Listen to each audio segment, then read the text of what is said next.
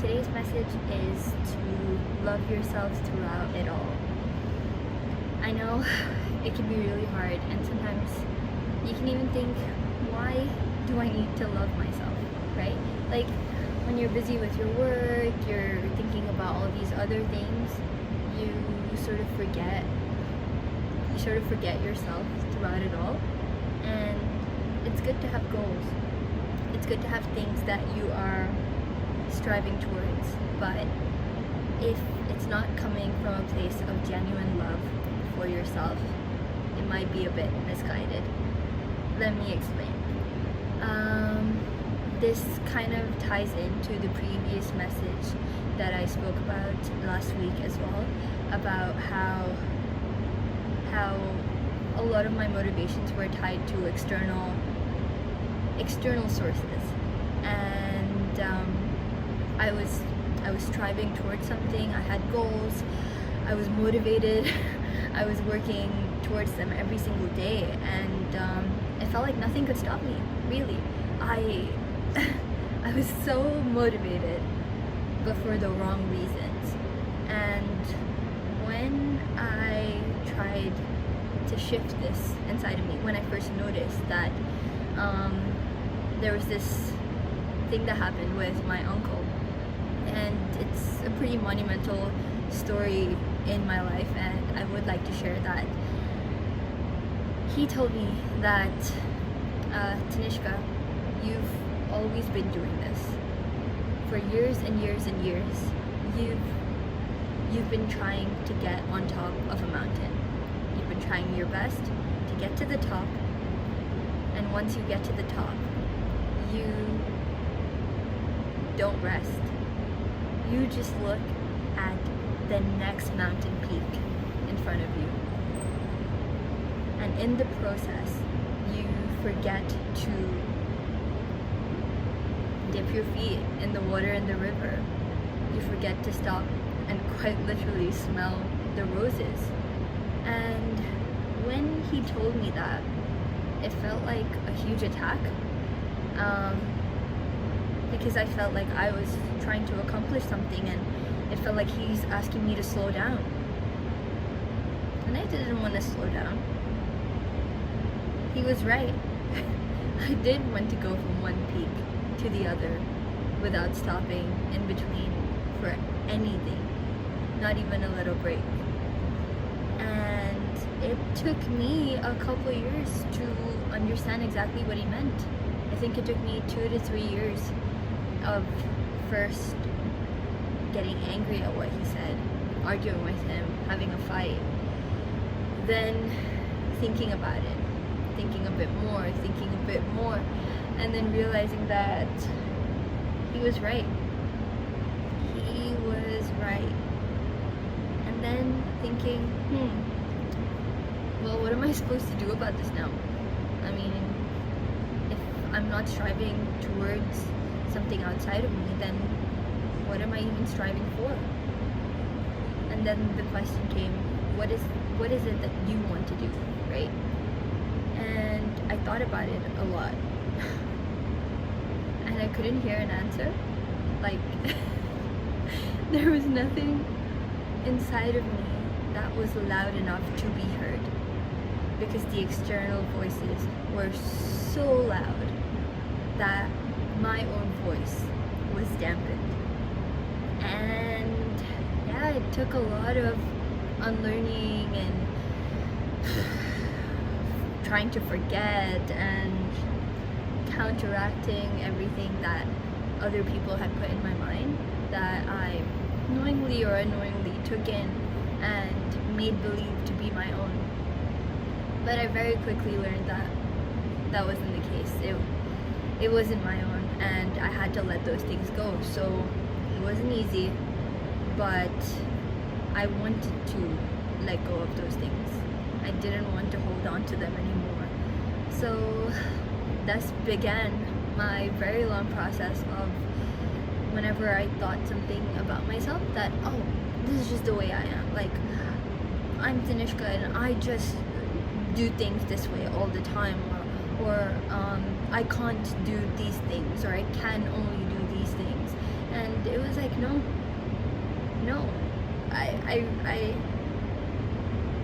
I knew that I had to rethink whatever these so-called beliefs of myself that I had held.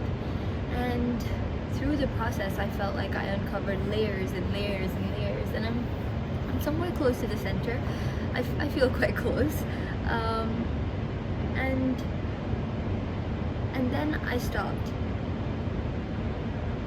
I stopped as in I stopped doing things. I had no motivation at all throughout this process of discovering myself, because I didn't know who I was yet. So how was I going to be able to figure out what I wanted to do if I didn't know who I was? And there were lots of times where I relapsed, where I was like, oh, this isn't making sense. I need to just go back and try to get that external motivation, because this isn't working.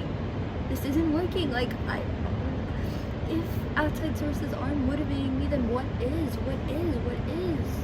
I don't know who I am, so what is? And I had to go through that. It was like a much welcome downtime for me after years and years and years of not resting, taking no breaks, no time off, just go from the start.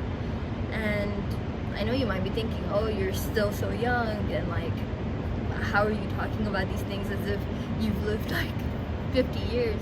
But it's not that easy when you're under high levels of stress constantly, when you're constantly trying to work towards something that is outside of yourself, until you realize that it's just unattainable, because you can't really control whether you meet other people's expectations or not, because they can change too.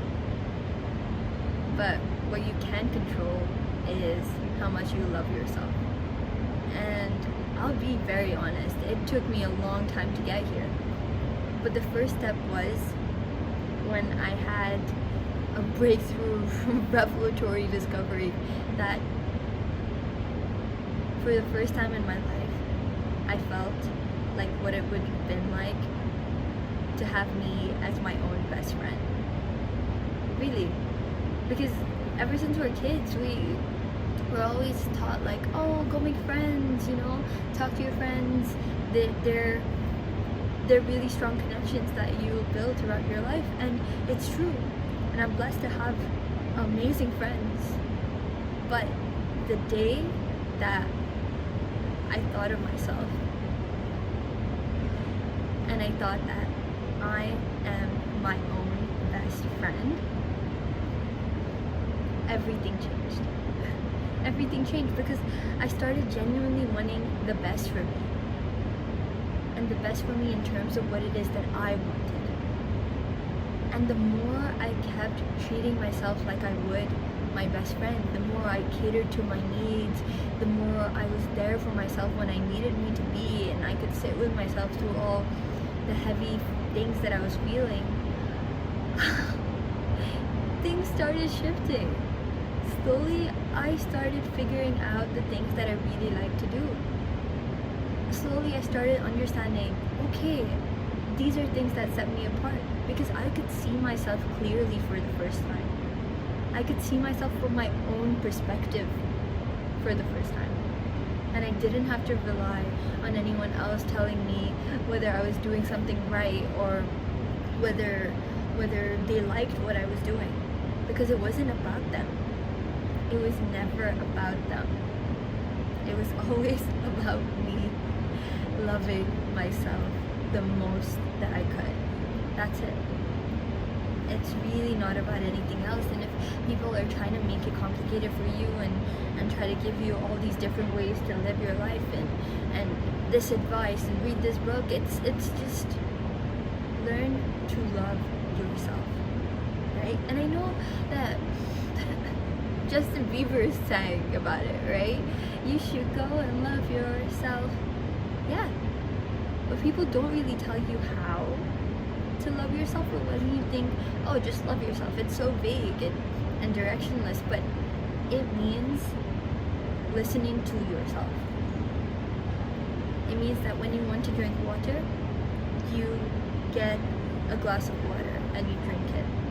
And I know for people that have ADHD or all these other things, it can be really difficult. But it's about listening to yourself. It's about, if you want to move your body, you get up and dance. If you want to read a book, you read that book. It is doing things for yourself that you would love doing. It's getting out of the bubble. It's getting out of your bed. It's getting out of that chair and just doing the things that you want to do. As simple as that. So I am going to give you a little homework. Try to do at least 2 things for yourself today. One could be a small little thing, just like drinking water or having your favorite snack. That might be a little bit out of reach. And the second is something that would probably take, let's say, half an hour of your time. Something that you really enjoy doing and you haven't made time for recently. Do that. That is a way that you let yourself know that you love yourself. Because when you love someone, you're willing to do things for them. So if you love yourself, you're willing to do things for yourself. That's it. That's a message. And I hope you do that. Let me know what it is that you felt like doing and did for yourself. I would be happy to hear that. Bye-bye.